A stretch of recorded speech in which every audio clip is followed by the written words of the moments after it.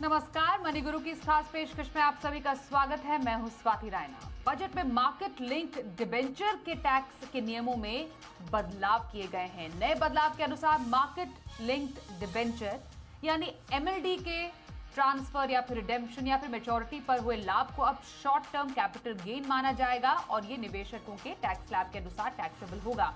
जो मौजूदा नियम है उसको एमएलडी पर long term capital gain tax के नियम इस पर लागू होते हैं। गेन टैक्स के नियम इस पर लागू होते हैं। आज समझेंगे कि नए नियम का आप पर क्या असर होगा, क्या इन बदलावों से एमएलडी के निवेश पर कोई असर होगा। हमारे साथ चर्चा करने के लिए जो खास एक्सपर्ट है उनका परिचय करा देते हैं। आनंद राठी वेल्थ लिमिटेड में म्यूचुअल फंड के हेड श्वेता रजानी और कंप्लीट सर्कल वेल्थ सोल्यूशन के मैनेजिंग पार्टनर क्षितिज महाजन हमारे साथ है। श्वेता और क्षितिज, बहुत स्वागत करते हैं हम आपका आज के इस खास शो में। मार्केट लिंक्ड डिबेंचर के टैक्स नियमों में बदलाव किए गए हैं, जिसमें साफ तौर पर कहा गया है कि अब जो भी आय होगी, चाहे फिर वो रिडेम्पशन पे हो, मैच्योरिटी पर हो, ट्रांसफर पर हो, उसको नए नियम के अनुसार शॉर्ट टर्म कैपिटल गेन माना जाएगा। ये सबसे पहले बहुत ही सिंप्लीफाइड तरीके से श्वेता मैं आपसे जानना चाहती हूं कि क्या कहा गया है मार्केट लिंक डिबेंचर के नए टैक्सेशन नियमों को लेकर। यहाँ पर ना तीन चीजें हैं जो मैं आपको हाईलाइट करना चाहूंगी। पहले तो ये कि बजट 2000 फाइनेंस बिल 2023 में खास करके एमएलडी के लिए एक नया सेक्शन इंट्रोड्यूस किया गया है, सेक्शन 50AA, जिसमें उन्होंने एक्सप्लेन किया है कि पहले तो एमएलडी होता क्या है उनके हिसाब से। लिस्टेड मार्केट लिंक्ड डिबेंचर की एक डेफिनेशन दी गई है और for an instrument market link debenture classify करने के लिए क्या दो शर्तें हैं जो पूरी होनी चाहिए, वो एक्सप्लेन किया गया है। तो सबसे पहले इंपॉर्टेंट चीज है कि ये लिस्टेड मार्केट लिंक डिबेंचर के लिए जो सेक्शन है वो अप्लाई होता है। उसके हिसाब से अगर आप एक इंस्ट्रूमेंट को मार्केट लिंक डिबेंचर बोल रहे हैं तो सबसे पहली शर्त जो आपको पूरी करनी चाहिए वो ये है कि आपका जो अंडरलाइन आपका जो प्रिंसिपल है, आपका प्रिंसिपल प्रोटेक्ट आपका अंडरलाइन प्रिंसिपल एक डेट सिक्योरिटी होनी चाहिए। तो ये आपकी पहली शर्त है। जो दूसरी आपकी शर्त है वो जो आपका अंडरलाइन रिटर्न आ रहा है वो एक डेरिवेटिव से आना चाहिए। सबसे पहला मैं रिपीट कर रही हूँ, लिस्टेड मार्केट लिंक डिबेंचर के लिए दो शर्तें, आपका जो प्रिंसिपल कंपोनेंट है वो एक डेट सिक्योरिटी होनी चाहिए। दूसरी शर्त, आपका जो रिटर्न आ रहा है वो अंडरलाइन एक डेरिवेटिव से आना चाहिए। अगर ये दो चीजें टिक मार्क है तो आपकी investment listed market link debenture है, जिसके लिए ये रूल अप्लाई होता है कि जो आपकी रिटर्न बनेगी वो शॉर्ट टर्म कैपिटल गेन होगी। जहां पहले 10% की टैक्स लगती थी, अब आगे जाके बिकॉज वो short term capital gain tax है उस पर 30% या 30% की टैक्स लगेगी। ओके, तो पहले जो 10% एलटीसीजी लगता था प्लस सरचार्ज होता था, इंडेक्सेशन बेनिफिट नहीं मिलता था मार्केट लिंक्ड डिबेंचर पर, अब जो नया नियम है जो कि अब समझा रही थी श्वेता भी, सेक्शन 50AA के तहत एक अलग ही प्रावधान किया गया है एमएलडी यानी मार्केट लिंक डिबेंचर के तहत, जिसमें short term capital gain tax लगाने की बात की गई है जो आपके टैक्स स्लैब के अनुसार टैक्सेबल होगा। क्षितिज, इसको अगर इस तरीके से समझें कि पहले भी जो कैपिटल गेन टैक्स के जो नियम थे उसमें शुरुआत से ही आप जरूर उसको समझाइएगा और correct me if I am wrong, एक पैरिटी की यहाँ पर बात की जा रही थी। जब हम अपने बजट के शोज भी पहले कर रहे थे, अलग अलग सिक्योरिटीज लिस्टेड या अनलिस्टेड या अलग अलग एसेट क्लास पर अलग अलग कैपिटल गेन टैक्स के नियम की यहाँ पर बात की जा रही थी, जिसमें पैरिटी लाने की बात थी। नाउ कट टू एमएलडी, जबकि हम बात करते हैं मार्केट लिंक डिबेंचर की, वहां पर एक रैशनल जो एक बात की जा रही है वो ये है कि जो इसका गेन है उसको ट्रीट किया जाना चाहिए short term capital gain tax, क्योंकि ये एक डेट सिक्योरिटी से ज्यादा एक हाइब्रिड इंस्ट्रूमेंट है जिसमें एक डेट सिक्योरिटी के भी फीचर है और एक एक्सचेंज ट्रेडेड डेरिवेटिव के भी फीचर है। तो क्यों ना इसको उस तरीके से ही टैक्स किया जाए। इसको थोड़ा सा अगर आप और समझाएं कि इसमें एक पैरिटी लाने के लिए, एक समानता लाने के लिए मार्केट लिंक डिबेंचर कि ये जो नए बदलाव है उनको लाने की बात की गई है कि इससे जो आपको आय मिलती है वो बेसिकली ब्याज की आय ना मानी जाए, इनकम फ्रॉम अदर सोर्सेज ना माने जाए, बल्कि इसको शॉर्ट टर्म कैपिटल गेन के टैक्स के तहत ही टैक्सेबल रखा जाए। धन्यवाद स्वाति एंड बहुत अच्छा रजानी ने बताया ये, बट मैं यहाँ पे इसको थोड़ा और सिंप्लीफाई करता हूँ। जब एमएलडीज आपके इस नए बजट से पहले इंट्रोड्यूस थे मार्केट में और होते थे, तो उसमें आपको टैक्सेशन जो है वो एज पर इक्विटी टैक्सेशन मिलता था, 1 साल के ऊपर 10% लॉन्ग टर्म कैपिटल गेन आपको मिलता था। अब इंटरेस्टिंगली मार्केट लिंक्ड डिबेंचर्स हैं क्या? एक इंस्ट्रूमेंट्स थे जिसके थ्रू काफी एनबीएफसीज कैपिटल रेज करती थी। ये एनसीडीज नहीं है, ये मार्केट लिंक है। मानिए इसका अंडरलाइन आपका गवर्नमेंट सिक्योरिटी भी हो सकता है 10 ईयर का, या इसका अंडरलाइन निफ्टी भी हो सकता है, या कुछ और इंडेक्स भी हो सकता है। बिकॉज ये सब चीजें मार्क टू मार्केट होती हैं, इसलिए इनको मार्केट लिंक डिबेंचर बोला जाता है। अब उसमें वो अंडरलाइन जो सिक्योरिटी होती थी वो उसका टैक्स बेनिफिट प्रोवाइड करती थी जब इसको long term capital gain 1 year दिया जाता था। एट द सेम टाइम वो आपको किकर देती थी इन टर्म्स ऑफ रिटर्न। तो 2 तरह के एमएलडीज थे। इंडिया में सिक्योर एमएलडीज ही चलते हैं, प्रिंसिपल सिक्योर ही चलते हैं, प्रिंसिपल नॉन सिक्योर एमएलडीज नहीं चलते हैं। रेगुलेटर ने बड़ा क्लियर किया था शुरू से ही। उसमें 2 तरह के एमएलडीज होते थे। एक में जहाँ पे आपको पार्टिसिपेशन मिलता था। अगर निफ्टी मान लीजिए आपका 20% आपको दे रही है, तो आपको उसमें 120% का पार्टिसिपेशन आपके कैपिटल में सर में कुछ एक किकर मिलता था। दूसरे में आपको एक फिक्स कूपन मिलता था जो सेफ एमएलडी था, 8% 9%। एक एग्जांपल है, निफ्टी अगर 75% करेक्ट हुई तो आपको उससे नीचे गई तो आपको आपका प्रिंसिपल वापस मिलेगा। अगर वो 75% करेक्ट हुई और आप ऊपर अपसाइड पे 25% तक गई तो आपको 28-9% एक आईआरआर मिल जाएगा, जो भी आपका टाइम फ्रेम है उसके लिए रिटर्न मिल जाएगा एनुअलाइज। ये इस पूरे पैरामीटर में आपका जो फिक्स इनकम कंपोनेंट बेसिकली ज्यादा था। एंड रेगुलेटर का ये जो जब नया रेगुलेशन आया उसका मानना ये था कि दैट इसको हम सेम पैरिटी में, जैसे आपने बोला, आप शोज कर रहे थे, काफी लोग बात कर रहे थे कि दैट शायद टैक्सेशन पार्ट सेम रहेगा। देखिए उन्होंने इसको इंटरेस्ट इनकम नहीं किया है, इन्होंने इसको शॉर्ट टर्म कैपिटल गेन कर दिया है। अभी तक क्लैरिटी की लॉन्ग टर्म कितने साल का लेंगे अभी तक कोई क्लैरिटी नहीं आई है। अभी सर ये बोल दिया है क्योंकि शॉर्ट टर्म कैपिटल गेन और डेट इंस्ट्रूमेंट ट्रीट कर दिया है, बिकॉज फिक्स इनकम का पार्टिसिपेशन ज्यादा है, तो डेट इंस्ट्रूमेंट में शॉर्ट टर्म कैपिटल गेन आपका एज पर टैक्स स्लैब होता है। तो अभी ये चेंज किया है। तो इन अ रीसेंट चेंज जो अभी हुआ है उसका मेन कारण यही हुआ है, जितना मैं समझ पाया हूँ और जितना मैंने लोगों से या कुछ लोगों से बात करी है जो एमएलडीज कर रहे हैं, दैट इररिस्पेक्टिव ऑफ दैट यहाँ प्रिंसिपल प्रोटेक्टेड रहता था, बट काफी हद तक क्रेडिट रिस्क की एक क्वेश्चन मार्क, क्वेश्चनेबल थिंग रहती थी। आप एमएलडीज में आप कह रहे हैं प्रिंसिपल प्रोटेक्टेड है, पर जो एमएलडीज इशू कर रहा है उसकी क्रेडिबिलिटी पे तो इशू आ सकता है आज नहीं तो कल, और पास्ट में हमने देखा भी है। तो एक right set of note SEBI की तरफ से और या गवर्नमेंट की तरफ से गया है दैट ये थोड़ा रिस्की पार्टिसिपेशन है। जब आप इंडिविजुअली एमएलडीज करते हैं तो आप एक एनबीएफसी के साथ ही करते हैं, सो डाइवर्सिफिकेशन नहीं होता है, तो रिस्की पार्टिसिपेशन में रिटर्न बेटर जरूर बन रहा है, but at the same time the risk is more. So I will not से कि एग्जैक्टली टू डिस्करेज, बट कहीं ना कहीं उसको एक कैटेगरी में डाल दिया है, इन लाइन विद आपका फिक्स्ड डिपॉजिट टैक्सेशन कर दिया है, that if anybody want to participate वो पार्टिसिपेट तो करेगा इसमें, but at the same time उसको फुल टैक्स पे आना पड़ेगा, फुल टैक्स पे आना पड़ेगा। ये काफी इंपॉर्टेंट पॉइंट है। श्वेता, आपसे मैं समझना चाहती हूँ, अब ये जो बदलाव हैं, इन बदलावों के बाद एक निवेशक के लिए इसके मायने क्या हैं? क्या बदल जाएगा इसके जो टैक्सेशन की जो नियम है, जो शॉर्ट टर्म कैपिटल गेन लगने के बाद एक एमएलडी के लिए, एक निवेशक के लिए? जी, तो यहाँ स्वाति 2 चीजें हैं। पहले तो अगर हम ये रूल के बाद देखें तो इसमें एक पॉजिटिव चीज भी है। सबसे पहले मैं पॉजिटिव चीज ये कहूंगी कि इसको कैपिटल गेन के कैटेगरी में डाल दिया है, ना कि उसको इंटरेस्ट इनकम करके डाला है। एक बेनिफिट हमको ये मिलता है कि जो सेक्शन 73 है, जहाँ पे अगर आपके पास कोई शॉर्ट टर्म कैपिटल लॉस है उसको आप यूज कर सकते हैं to set off the short term capital gain. तो ये एक मैं कहूंगी पॉजिटिव चीज है ये टैक्सेशन आने के बाद भी।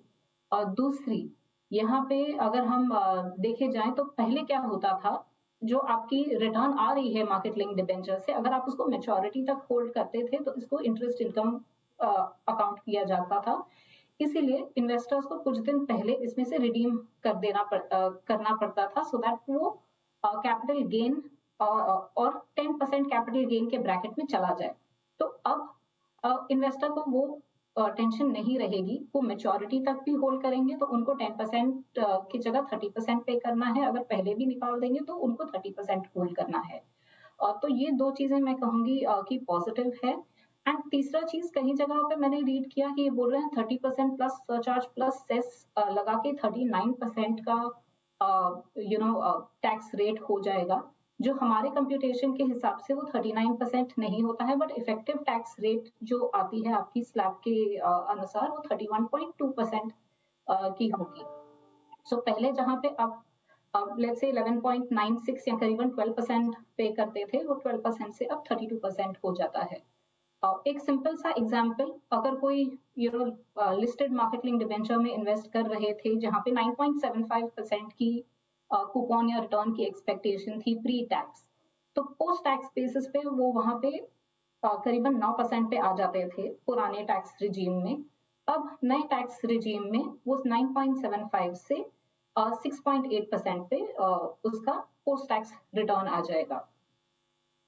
एक आखिरी चीज मैं यहाँ पे कहूंगी, लेट्स अज्यूम एक फैमिली लेवल पे अगर देखे जाए, तो अगर क्लबिंग ऑफ इनकम के बाद देखें तो आज भी there is a possibility that आप in a family books of accounts आप 31% ना पे करके उस बुक्स में उसको डाल सकते हैं जहां इनकम कम है, and you can further lower the tax implication.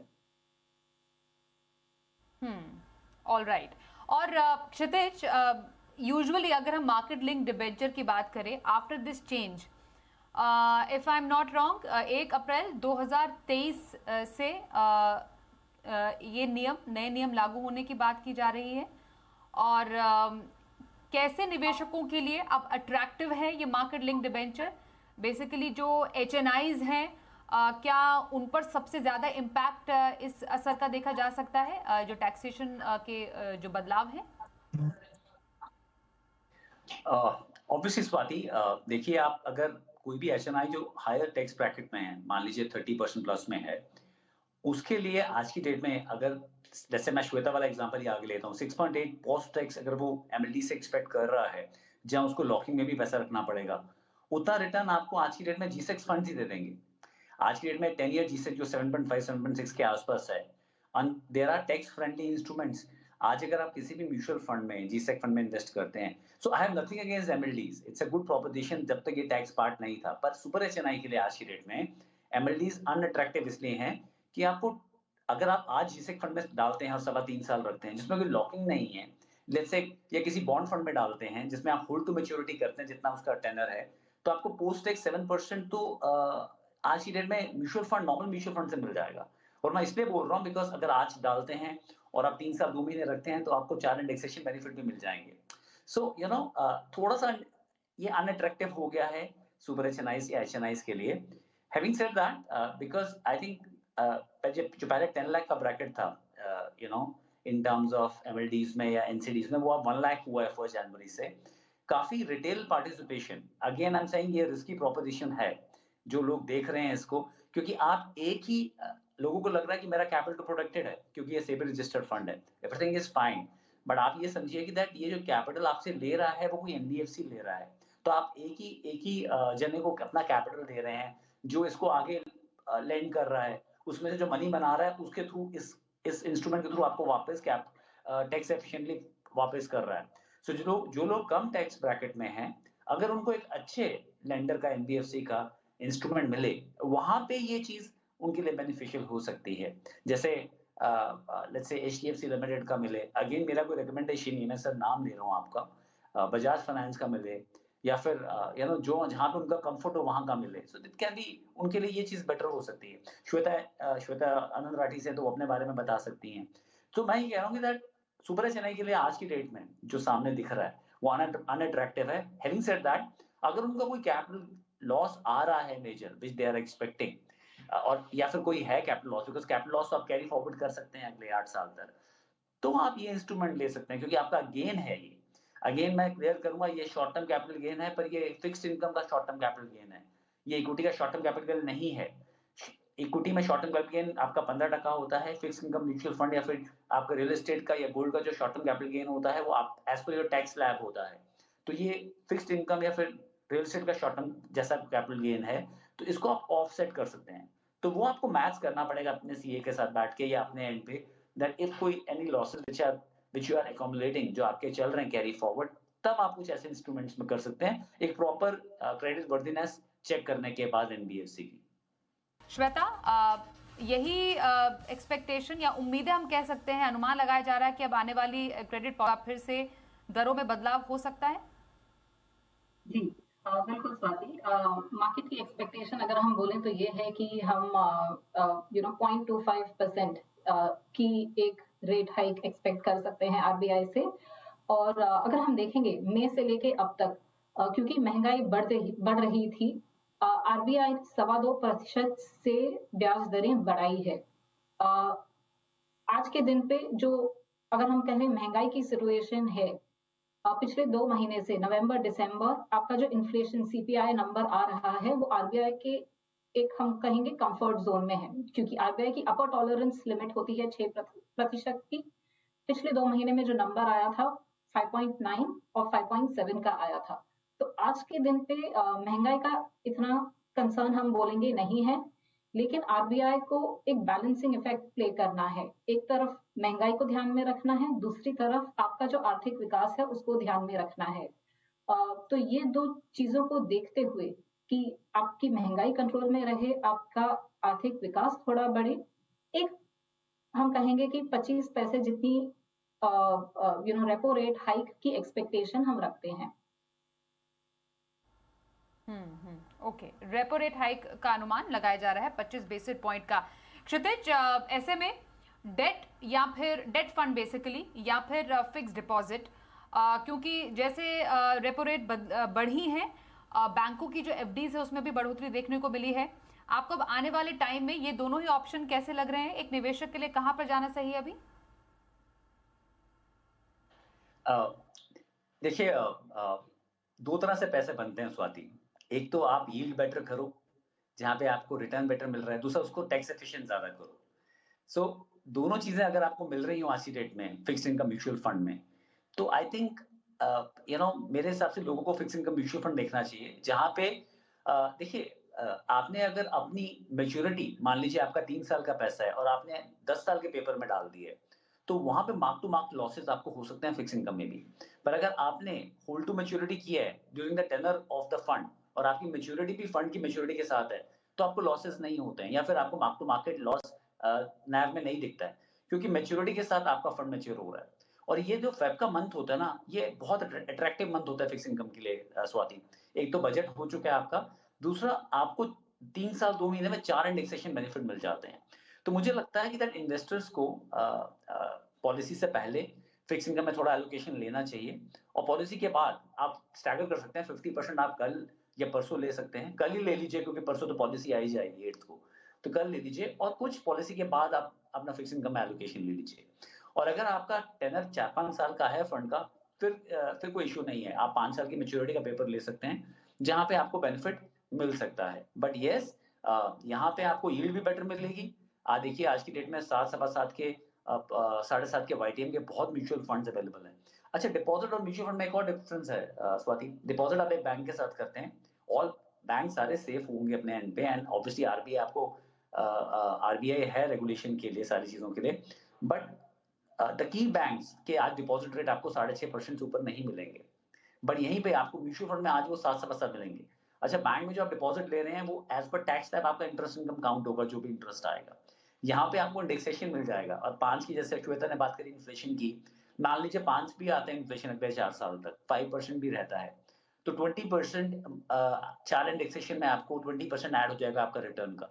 Simple math है, 100 रुपीज लगाए आपने, 7 रुपए का कूपन, अगर 7% आ रहा है रिटर्न आपका डेट म्यूचुअल फंड में, तो 3 साल का कोई मान लीजिए 22% कंपाउंडिंग करके हो गया, और उसमें से अगर 20% आपका इन्फ्लेशन का निकल गया, जो कॉस्ट पैसे की डिप्रिशिएट हुई है, तो सिर्फ 2 रुपए पे 20% इंडेक्स लगेगा, जो 40 पैसा होगा।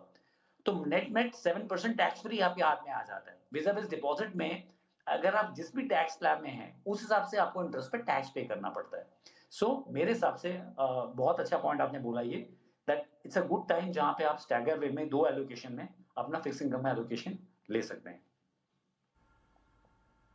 बिल्कुल, तो इंतजार रहेगा आरबीआई पॉलिसी का, इस बार क्या स्टांस रहता है आरबीआई का, और कैसे बदलती है आपकी पर्सनल फाइनेंस की प्लानिंग, और क्या एक बार फिर से बढ़ेगी आपकी ईएमआई, नजर हमारी रहेगी। फिलहाल चर्चा के लिए श्वेता और क्षितिज आपका करेंगे धन्यवाद। मनी गुरु में बस इतना ही, देखते रहिए जी बिजनेस।